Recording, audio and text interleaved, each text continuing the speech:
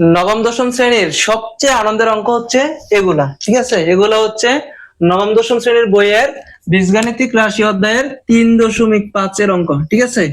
এখানে ক নাম্বারে বলা হয়েছে সরল মুনাফা নির্ণয় করো। আচ্ছা, সরল মুনাফার ক্ষেত্রে বলা হয়েছে জনাব রফিক সাহেব 20,000 টাকা 10% মুনাফা হারে 5 বছরের জন্য ব্যাংকে জমা রাখলেন, সরল মুনাফা নির্ণয় করো।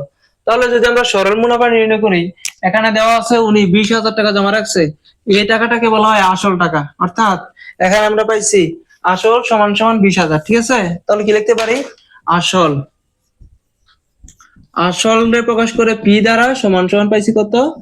20,000 টাকা। অর্থাৎ এই 20,000 টাকা ছিল তার মূলধন বা পুঁজি বা আসল। এই টাকাটা উনি ব্যাংকে জমা রাখছে এবং জমা রাখছে 10% মুনাফা হারে, ঠিক আছে। তাহলে মুনাফা হার মুনাফা মুনাফা হারে প্রকাশ করে আর দ্বারা মুনাফা হার সমান সমান পাইছি আমরা কত পার্সেন্ট? 10%। তাহলে লিখে দিলাম আমরা 10%। পার্সেন্টেজের জন্য সব সময় 100 দ্বারা ভাগ করতে হয়, ঠিক আছে। তাহলে দিলাম 10/100, ঠিক আছে, অথবা 100/10, 10/100। এবার আরেকটা তথ্য এখানে দেওয়া আছে 5 বছরের জন্য। কত বছর? 5 বছর। তাহলে n এর মান কত? সময়টা প্রকাশ করে n দ্বারা, সময় n সমান সমান দেওয়া আছে 5 বছর, ঠিক আছে। n হচ্ছে সমান সমান 5 বছর।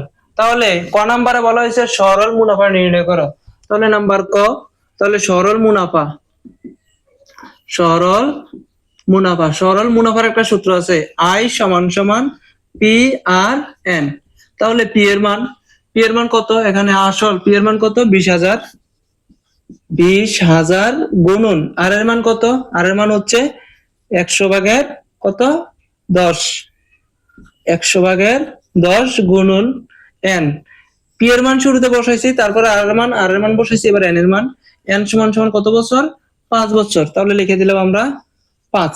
এবার যদি আমরা ক্যালকুলেশন করে একটা দাগ দেই, 20,000 হচ্ছে উপরে, গুণন 10 হচ্ছে উপরে, এবং 5টাও লব উপরে, অর্থাৎ লব গুলো উপরে, এবং এই 100 হচ্ছে গিয়ে হর, এই 100 লিখতে হবে আমাদের নিচে। এবার যদি উপরের সবগুলা গুণ করি, এটা 5 এ 1 5, 5 দুগুণে কত হয়? 10, শূন্য আছে 1 2 3 4, 5টা শূন্য আছে 1 2 3 4 5 শূন্য, ঠিক আছে। অর্থাৎ উপরে সবগুলা গুণ করলে পাইছি আমরা এই সংখ্যাটা, এবং নিচে আছে কত? 100। যদি আমরা 100 দ্বারা গুণ করি তাহলে 2টা শূন্য কমবে। এক দিয়ে কয়টা শূন্য আছে? এখানে মোট 6টা, তাহলে শূন্যর সংখ্যা থাকবে 4টা। অর্থাৎ মানে পাইছি কত? 10,000। অর্থাৎ যদি উনি 20,000 টাকা জমা রাখে, 5 বছর পর উনি মুনাফা অর্থাৎ লাভ পাবে 10,000, অর্থাৎ মুনাফা আর আসলে মিলে টোটাল পাবে 30,000 টাকা। এবার যদি আমরা খ নাম্বার প্রশ্নটার দিকে তাকাই, ক নাম্বারে বলা হয়েছে চক্রবৃদ্ধি মুনাফা নির্ণয় করো। চক্রবৃদ্ধি মুনাফা এবং মূলধনের ক্ষেত্রে কিছু পার্থক্য আছে। একটা হচ্ছে চক্রবৃদ্ধি মূলধন, এটার একটা সূত্র আছে। চক্রবৃদ্ধি মূলধনকে প্রকাশ করে সি দ্বারা, C equal to P into 1 plus R whole power N, ঠিক আছে। আর যদি বলা হয় চক্রবৃদ্ধি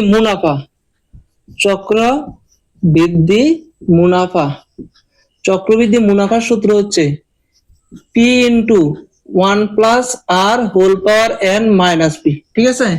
চক্রবৃদ্ধি মূলধনের সূত্র একটা, মুনাফার সূত্র একটা। যেহেতু তারা বলছে চক্রবৃদ্ধি মুনাফা নির্ণয় করো, অর্থাৎ নিচের সূত্রের অঙ্ক, তাহলে আমরা কি লিখতে পারি? এখানে শুরুতে আগে আমাদের লিখে নিতে হবে আসল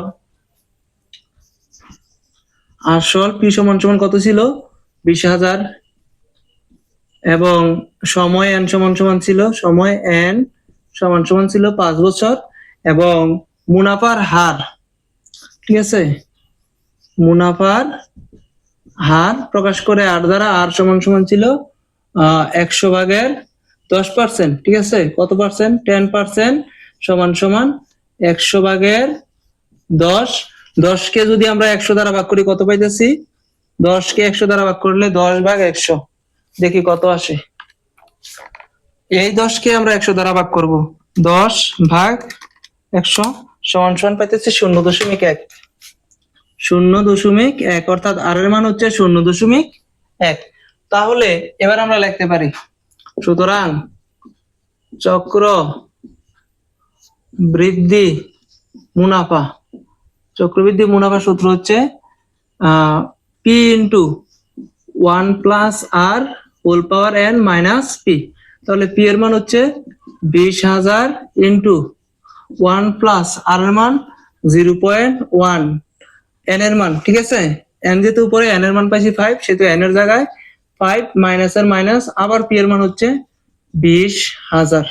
তাহলে সমান সমান লিখতে পারি আমরা 20,000 ইন্টু এটা আর এটা যোগ করলে পাইতেছি 1.1 whole to the power 5 minus 20,000, ঠিক আছে, সমান সমান পাইতেছি 20,000 এবং 1.1 এটার উপরে যেহেতু 5 আছে এটা 5 বার গুণ করলে পারবা।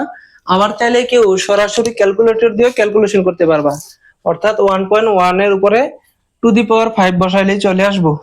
1.1 হোল টু দি পাওয়ার কত 5, দেখি কত আসে 1.610, 1.610 ইন্টু এটা যেহেতু গুণ অবস্থায় আছে পাইছি 1.610 মাইনাস 20,000। এবার এই দুইটা যদি আমরা গুণ করি কি পাই দেখি, গুণন 20,000 সমান সমান পাইতেছি 32,210, 32,210.2। এরপর এখানে আছে মাইনাস, তারপর আছে 20,000, এটা থেকে এটা যদি বাদ দিই তাহলে পাইতেছি আমরা 12,210.2, অর্থাৎ এটা পাইতেছি আমরা চক্রবৃদ্ধি মুনাফা। সুতরাং নির্ণয় চক্রবৃদ্ধি মুনাফা হচ্ছে 12,210.2 টাকা।